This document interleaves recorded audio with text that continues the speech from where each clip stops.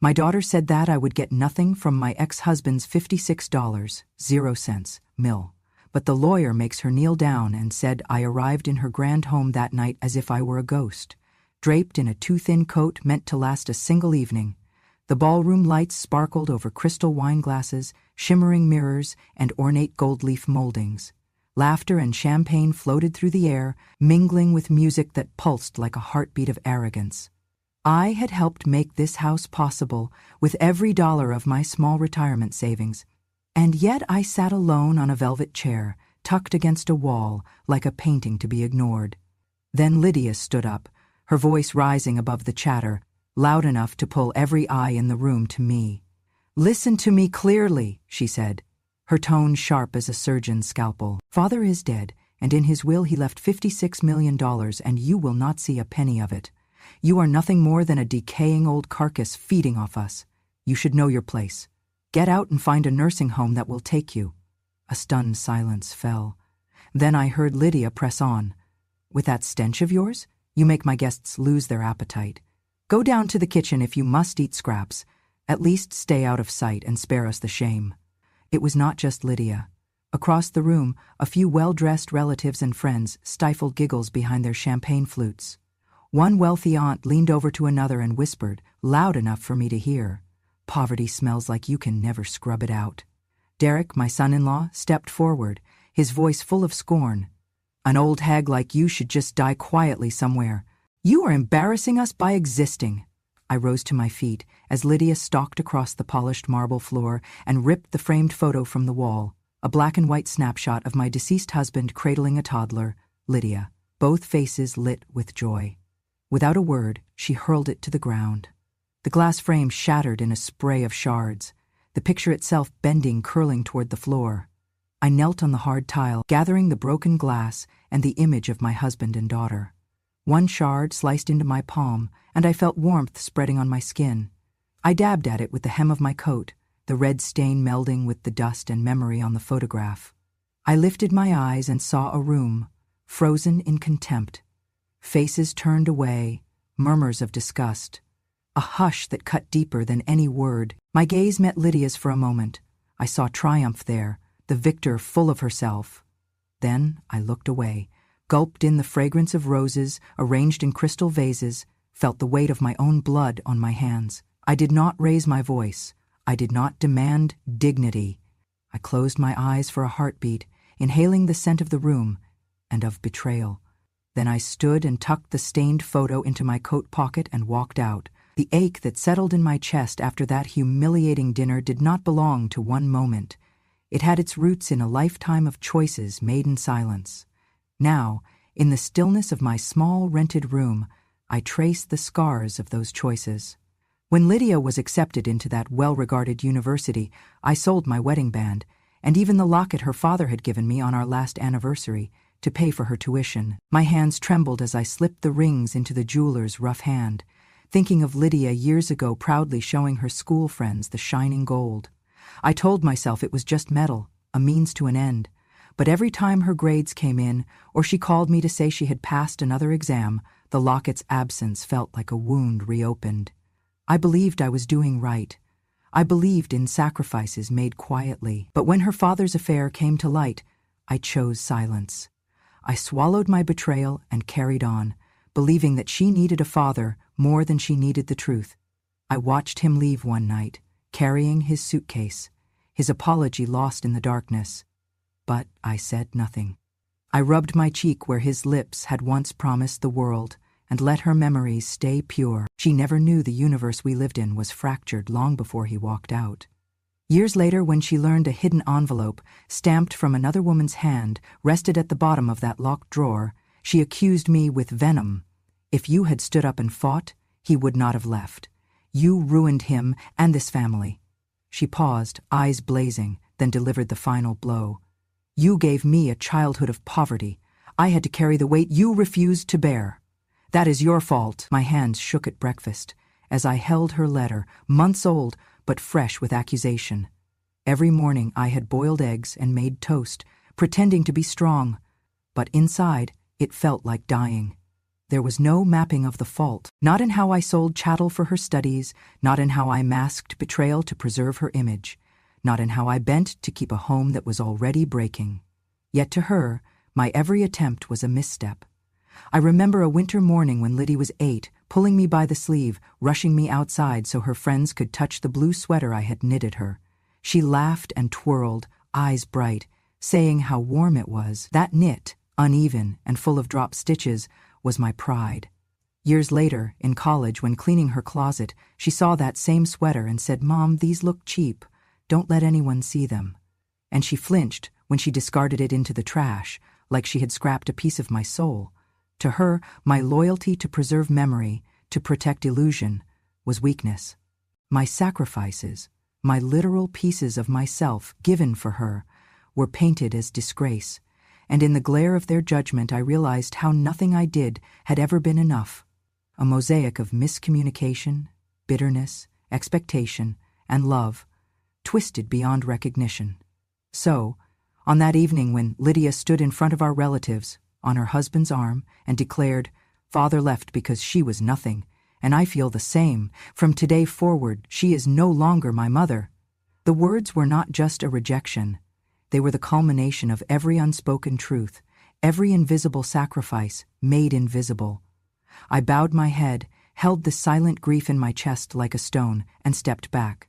Because it was not simply that my identity as a mother had been erased. It was that all the notes, letters, tuition bills, empty food cans, melting candle wax, and tears I shed in quiet corners, all of those things had been inverted into blame, into a story where the mother's love became the child's curse. And in that very moment, surrounded by the gasps of relatives and the wide eyes of friends, I understood that I would need to reclaim my story, not with noise, but with truth. I arrived at the funeral home before the service began, clutching a small bouquet of white chrysanthemums, flowers that, to me, signified purity and farewell. The air was heavy with the scent of lilies and cheap cologne, the kind meant to mask grief with formality. I stepped out of the taxi and straightened, taking a deep breath before I walked forward, past the polished marble floors. For a fleeting moment, I thought that I deserved just a seat in the periphery, an acknowledgement of my past, before I was plunged into exile by a daughter who believed she held all the power. But Lydia was waiting at the entrance, her posture rigid, her eyes cold enough to freeze every memory I had lovingly held on to.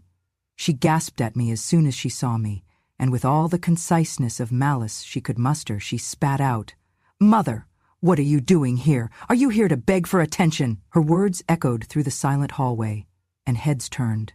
I felt every eye on me, measured me, decided I was irrelevant. I stayed silent, gripping the chrysanthemums, petals trembling as my heart clenched. I hadn't come for their pity or their applause. I had come to stand where dignity belonged, but before I could move forward, a tall man in a suit, a hired security guard, stepped in front of me. Lydia's voice cut the air. "That's enough. Move aside, or I will have you escorted out. This is for the family. You are no longer part of this family." The guard hesitated for a second, and then moved to block my way, as if I were some interloper unworthy of funeral rites. Friends and relatives looked on, some sneering behind pursed lips. One woman clicked on her phone. Of all things, being abandoned at her husband's funeral, what a disgrace. A few nodded knowingly, feeding into the moment, suggesting that humiliation was my place. I stood motionless, tears threatening at the edges of my vision, holding those chrysanthemums as though they were carved from stone, even more fragile than I felt. When I finally managed to make my way down the aisle of chairs, I noticed the emptiest end, the far corner where the air was coldest. I sat there carefully, arranging the bouquet on the seat beside me, taking up as little space as possible. Even that small act seemed too much. Lydia stepped in front of me, glaring as she delivered the lethal words. "That seat is for the family. You need to go. You are not part of us anymore." Her voice dripped finality. She turned to the guard and nodded.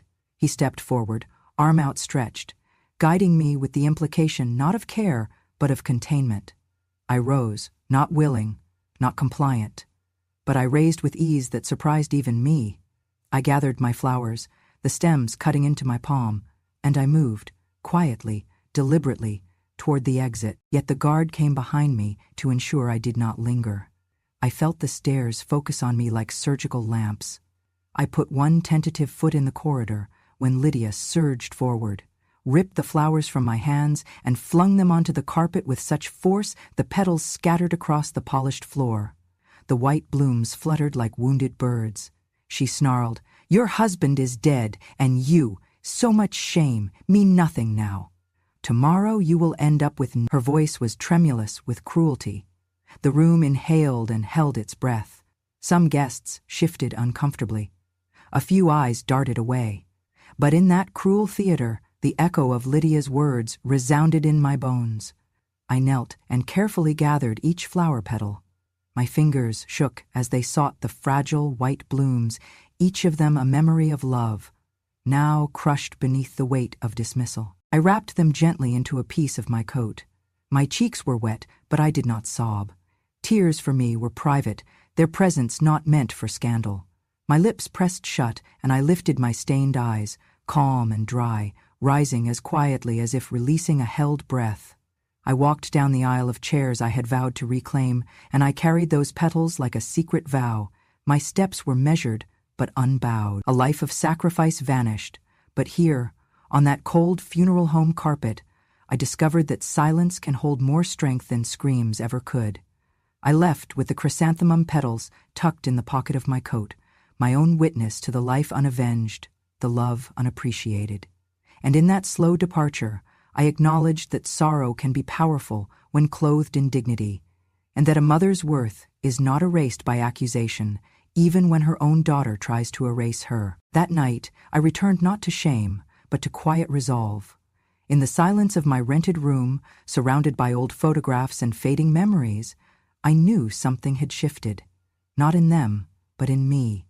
The hurt was no less, but I now carried it with clarity. I no longer waited for justice. I had seen its face. And it looked like peace. The next day would change everything. I returned to the little room I had rented on the edge of town, carrying only a faded suitcase and the weight of unspoken truths. The carpet was threadbare, the lamp's bulb flickered, and the only window faced the back alley, where a solitary streetlight cast a yellow glow. It was cold there, but preferable to the chill of their disdain. Inside, I unlocked an old wooden chest, my only piece of furniture besides the bed. I lifted the lid and found what remained of my life's final works.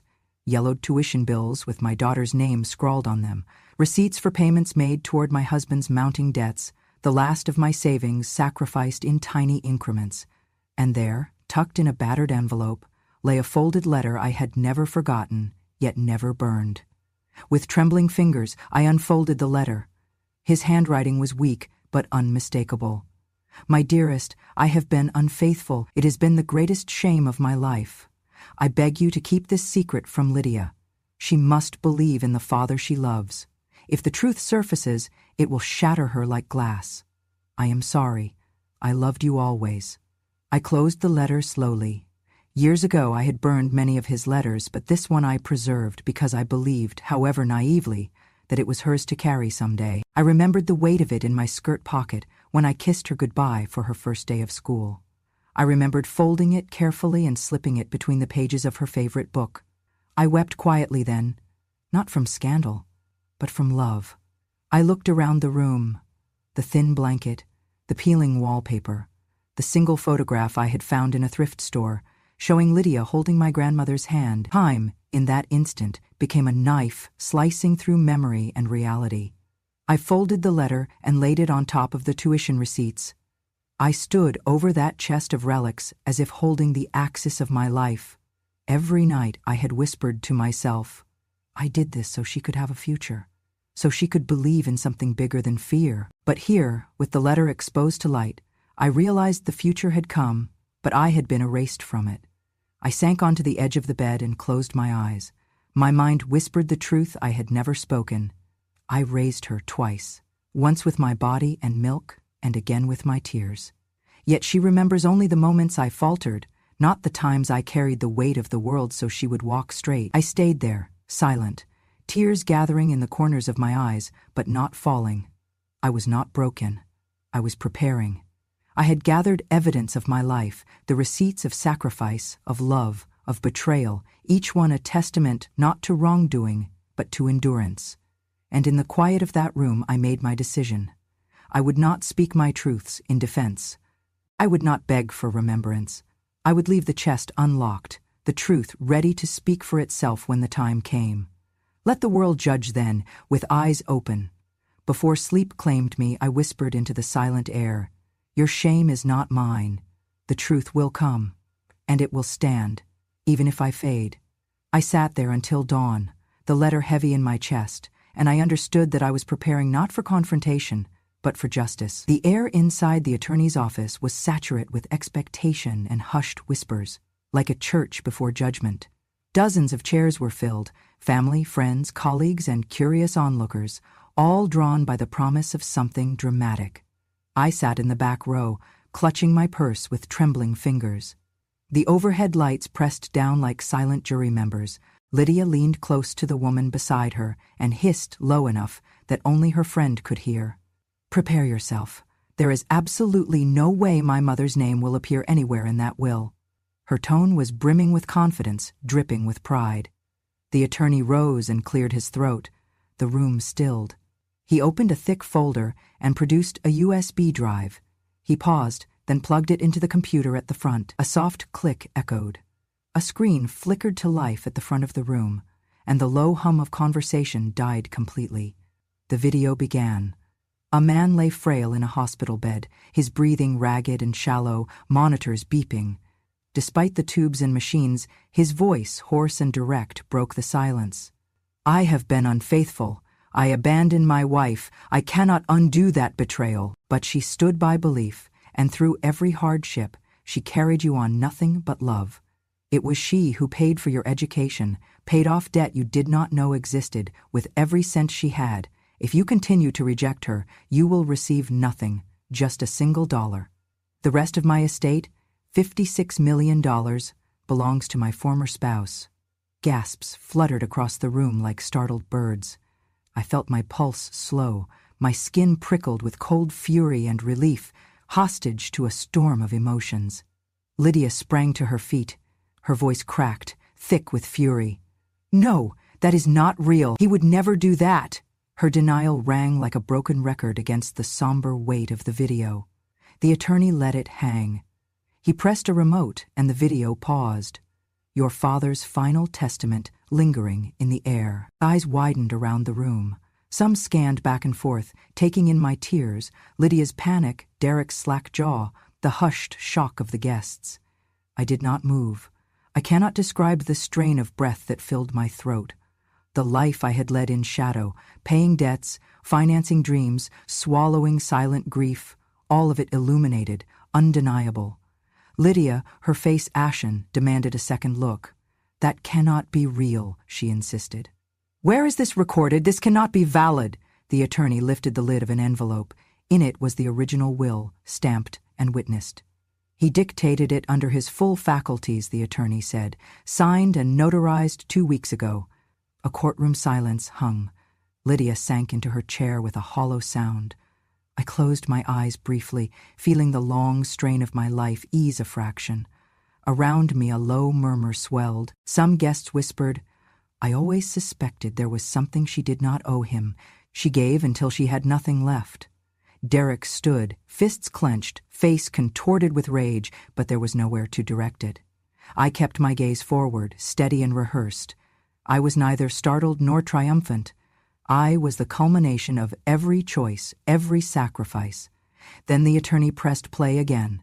My husband's face flickered in the light, pale and quiet. He said more, words that trembled, but carried weight beyond his frailty.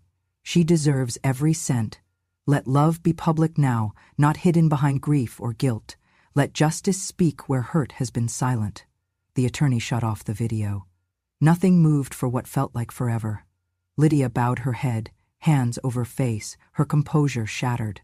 Derek stared at the screen, mouth open. I rose from my seat, hands unwet by tears and heart light with a strange peace. Their world had tilted on that admission. My quiet persistence had become unbearable truth. This was not vengeance, it was justice. And as I walked forward, toward acknowledgement, and toward what remained of my silence. I felt, not triumph, but release. The attorney paused, went silent for a moment, and then pressed play on the screen. The worn face of my husband reappeared, paler, more fragile than before, but there was steel in his eyes. He held up a folder next to his chest, his hand trembling slightly as the nurses monitored his vitals. Then he spoke again, gravely and deliberately. My daughter must understand that everything she has, all the privileges, the opportunities, the lifestyle, comes from the life and sacrifice of her mother, not from me. I have transferred all my shares in the company and all property deeds into her name. That way it cannot be altered after my passing. If my daughter wishes to inherit any part of what I leave behind, she must acknowledge that her mother is the foundation. I demand that she stand up publicly and confess the truth she has denied. Only then will she receive her inheritance. The room shattered at that moment. Lydia's face went pale as she clutched the arms of her chair. Sparks of outrage danced in Derek's eyes. The attorney turned and slipped a thick stack of documents toward me. Original deeds, corporate transfer papers, property titles, all thoroughly annotated and solemnly executed under legal seal. I sat there, breathing slowly, while the orb of attention spiraled into chaos. Lydia rose, voice breaking and raw. "No, this is impossible. How could he do this without telling me? This is cruel. You cannot do this." She glared at the attorney, tears streaming down her cheeks, but he held firm. From behind, I heard hushed voices shift in tone. A friend leaned forward and whispered, "So she lived her whole life on the back of her mother's labor." Another voice added quietly, "She built her world on foundations someone else paid for." Derek erupted, shouting, "You stupid woman, now look what happens. You exposed yourself and now everyone sees it. I will not bow to that old woman." His words echoed like an insult no room could forget. Lydia sank into tears, face buried in her hands, legs shaking. Friends who had once fawned over her recoiled. Some stared in stunned realization. A mournful hum of recognition crept through the crowd, heavier than any pity. I remained still, upright in the center of this emotional storm. The attorney cleared his throat and said, "The transfers are complete. The signed documents are in my office, ready for final processing. Once you meet the condition, public admission and acknowledgement, you will receive your share. Until then, these assets remain under your mother's control." Lydia's shoulders slumped. Derek's posture sagged. The room spoke without words. This was not theatrical revenge, it was undeniable truth, cast in legal skin, floating over the bones of old lies. I looked at the papers. Deeds to the land, corporate share certificates, property titles. I thought of every sleepless night, every thrifted penny, every parent-teacher night attended alone, every night spent wrestling with guilt, sacrifice, silent prayer. I rose, drawing the papers gently closer to me. I inhaled, soft and solemn, holding my husband's voice inside me, the voice that demanded truth from a daughter who would not speak it. I stepped forward, toward Lydia. Her eyes met mine, red and wide as though seeing me for the first time, not as a mother or an inconvenience, but as the source, the anchor, the one who built lifeboats from her will. I did not speak. I only held her gaze, and at that moment the question was no longer what I would say. It was what she would do, because the stage had shifted. Their world was no longer safe with shadows and secrets. It belonged to the truth now, and that truth was mine. The room fell silent as the attorney produced a worn, yellowed envelope and set it gently on the table. Its presence seemed to draw the air out of the space. He cleared his throat and said softly, "This is a letter from your father, written shortly before he passed. He requested that it be read aloud in your presence." Lydia, hands shaking, glanced at me, then at the letter, her face pale and trembling. The attorney nodded to her and she swallowed hard before holding the paper to her chest.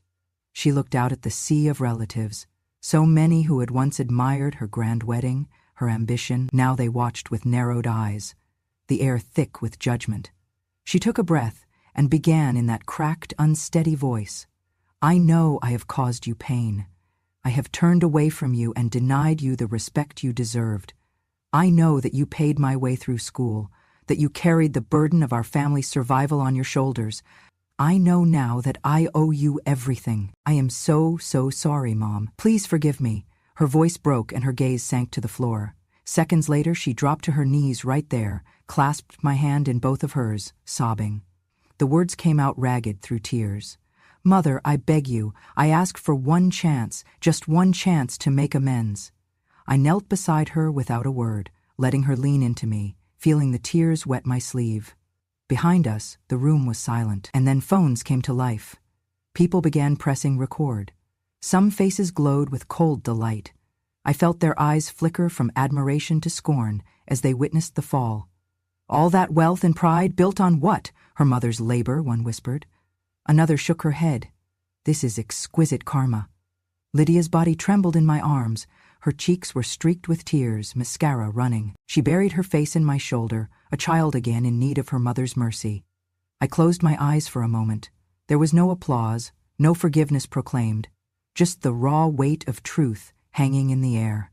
I felt the camera's glare, the hum of whispers, the shift in their faces. Respect had slipped away as fast as trust once held, and the spectacle of her plea settled among the audience. They viewed her not through compassion, but through the lens of betrayal turned humility. Through it all, I held her hand, anchoring her trembling heart. I did not rush to speak. Silence carried its own power. She had delivered what the world demanded: acknowledgement, repentance, and submission to truth. And in that moment I realized this was not about forgiveness. It was the reclamation of my own story, my worth, and the reckoning of debts long owed. I felt her shake with grief, regret, and longing beneath my palm. The world watched, and the cameras clicked again. One by one, they recorded not just a fallen heiress, but a woman at the knees of consequence, begging for entry to a world she once claimed without making it. I squeezed her hand gently, steady and warm. Not a word passed my lips. But my silence was the vocabulary of justice. That moment would be the memory that shaped them. Not the day she was rich, but the day she owned that richness cost me everything. And as the gathering continued around us, the clack of heels and low chatter resumed. I stayed kneeling beside my daughter. Time had broken open, and she had walked into truth willingly at last. The room had fallen still again when the attorney looked at me. His voice was neutral, almost clinical. "Mrs. Layla, as the sole inheritor of Mr. Blackwell's estate, would you like to allocate a portion to your daughter?" I did not flinch. I opened my bag, carefully pulled out a bundle of old papers, and laid them on the polished oak table for all to see. Bank receipts, tuition statements, records of debt I had paid on her behalf, pages yellowed by years but stamped and official. I pushed them forward, looked at her with eyes that had seen everything, and said calmly, "I raised you twice. Once with milk, once with tears. I have nothing left to raise you a third time." Lydia did not speak. She lowered her head, too ashamed to meet my gaze, her cheeks streaked with whatever remained of her pride. Derek shifted in his seat beside her, his lips pressed into a thin, angry line, already calculating what to take and what to leave behind. The attorney cleared his throat. "Then, by the directive of the will and the unchallenged conditions therein, the full estate, $56 million in cash, equity, property, and shares now legally belongs to Mrs. Layla Blackwell." Gasps rippled through the room. Some turned to stare. Others pulled out their phones. I saw Lydia's shoulders collapse, and Derek simply stood up and walked out, not even sparing her a look. But I was not done. I rose from my chair and pulled out one final envelope, handing it to the attorney. "Please read this aloud." He opened it and began, "Per the recipient's instructions, a charitable foundation is to be established with an initial funding of $12 million. Its name, the Layla Foundation for Daughters in Silence, offering scholarships, housing, and counseling for young women whose voices have been ignored in their homes." The silence broke into whispers, and then the headline came to life, as if summoned by fate itself. "Mother once cast aside, now becomes Texas' most honored philanthropist." They would write about this for weeks. They would remember not just the money, but the message. Outside the law office, the sun was shining. The breeze carried that dry, dusty scent unique to Texas, tinged with magnolia and old promises. I stepped into it slowly, the way you step into something you built from nothing. Behind me, Lydia sat slumped in her chair. Her name no longer opened doors. Her husband gone, her circle dispersed. The girl who once shamed me for homemade clothes was now an emblem of public disgrace. The same crowd who had toasted her rise now scrolled past her fall. And I? I drew in a long, slow breath. It filled my chest the way silence had filled my life, strong, steady, and enough. Then I whispered, not to her, not to them, but to the world that had always watched and never spoken. People may forget sacrifice, but justice does not. And truth always finds its time. __song. The days that followed my daughter's public breakdown passed in a surreal blur. The inheritance was settled, the media had run their stories, and the world had moved on. But for me, a new beginning quietly emerged. I returned to Oak Haven Retirement Home, not as a timid visitor, but as a benefactor. Each morning I walked down the hallways with a gentle purpose, seeking more than prattle or pity. With the funds I contributed, the Layla Room benefactor and protector blossomed into a vibrant art studio. I opened its door one afternoon to find easels set in a sunny corner, jars of acrylic paint, bowls of clay, sketch pads spilling with possibility. A volunteer coordinator greeted me. "We thought it best you show us what to do. No one else had your style." I hesitated. My hands, once strong enough to carry homes, trembled at the weight of paintbrushes. Still, I dipped a fingertip into a tub of blue paint and wet the bristles. Even the simple act of pressing brush to canvas felt like stepping into daylight after winter. I decided right then I would teach myself to paint again, learn to express what words and tears could not. That evening, I brought in a watercolor set and began copying a simple, still lake, an apple, a jar, a pale cup. My first brush stroke was shaky. The next one bled out beyond the lines. Yet with each attempt, another flicker came alive, the desire to create beauty out of fractured memories. In those quiet afternoons, I met Ruth.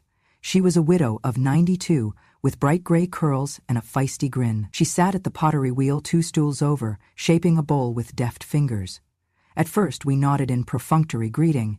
Then one day I said, "I am not sure if I'm doing this right, about my brushwork." She looked up, dark eyes steady. "You are letting your heart paint. That's the only way to do it." She smiled, and I felt a bond form, 2 women who had lived long enough to know what it meant to struggle, to break, to heal. We began teaching each other. I showed her muted watercolor washes. She taught me how to coax clay upward, building a lip around a vessel.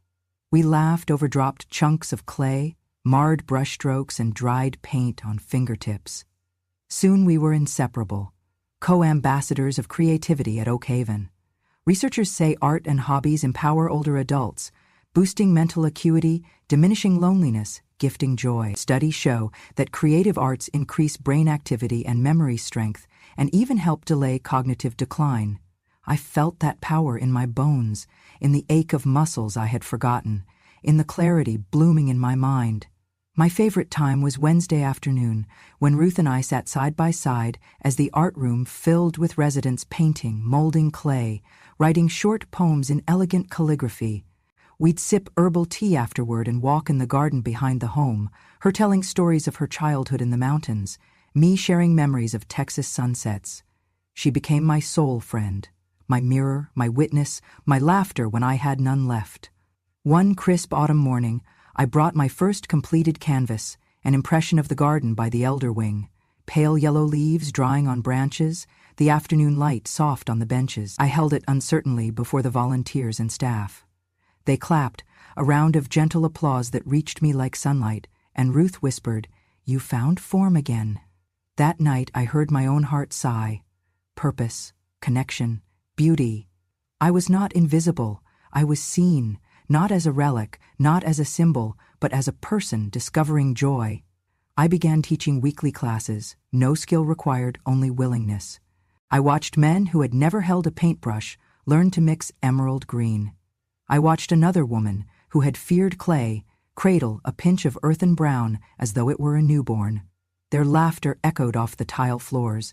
Their concentration was profound.